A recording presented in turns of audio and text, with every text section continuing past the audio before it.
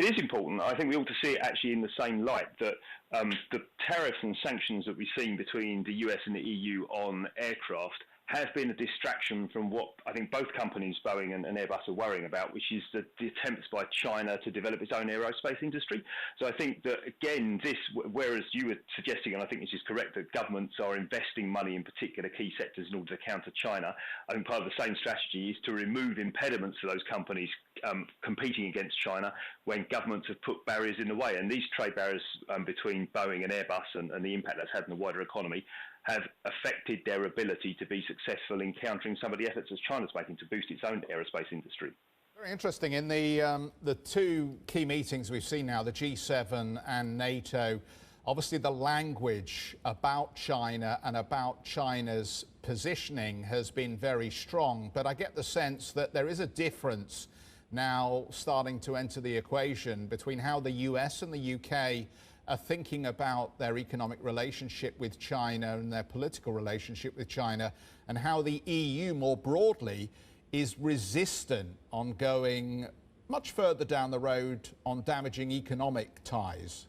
I think that's right. I mean, there's statements, there's a veneer of unity, but underneath it's very clear that the US is seeing China as the major adversary now, whereas for Europe, and actually a few other countries as well around the world, there's a desire to certainly push back in areas like human rights, but to maintain a good economic relationship. And so you saw in the statements afterwards, some of the press conferences, that Europe absolutely wants to have a kind of multi-track relationship with China, where it's able to push back in some areas and cooperate in others, whereas America is certainly increasingly seeing that China's the number one adversary. And I think the flip side of that, of course, is that America doesn't see Russia as such a significant threat to them, whereas Europe, of course, is looking at Russia and extremely alarmed at the thing that's going on its borders.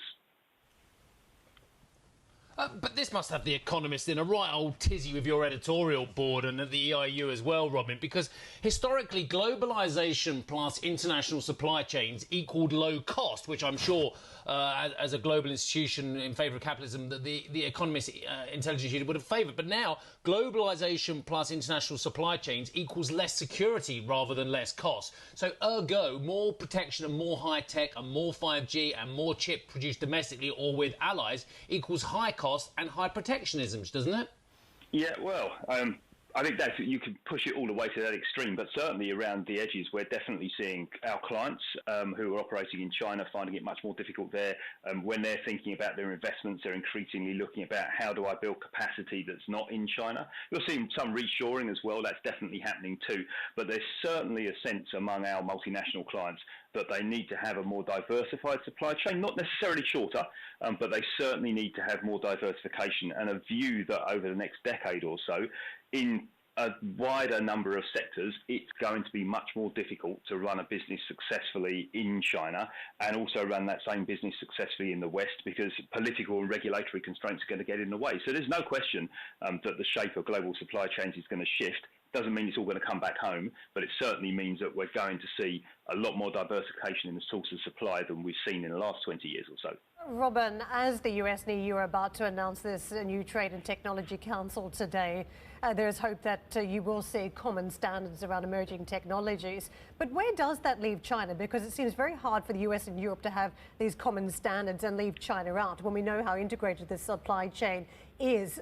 It would seem that what you would have would be this massive splinter net. We've spoken about it a lot, but it would have to continue through every area that we can think about, and clearly autonomous cars, self-driving cars, electric cars, the next biggest challenge of the future as we talk about how integrated these chips and devices are.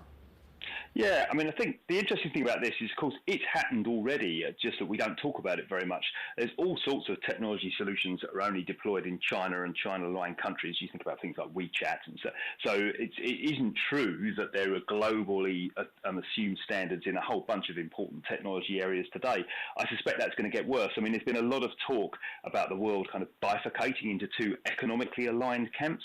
And I think that this attempt in the West to deploy these standards when China is not part of that conversation is likely to accelerate that trend. And I think we are moving to a world in which unified global standards will be more difficult to come by. I think the only other thing which is interesting to think about in this area is how seriously the US takes the idea that China can be constrained by some of these international rules. I think another thing that's going to come up today with the EU is whether they could reboot the WTO. The US and Europe together could reboot the WTO, and perhaps that will come through the Boeing Airbus conversation.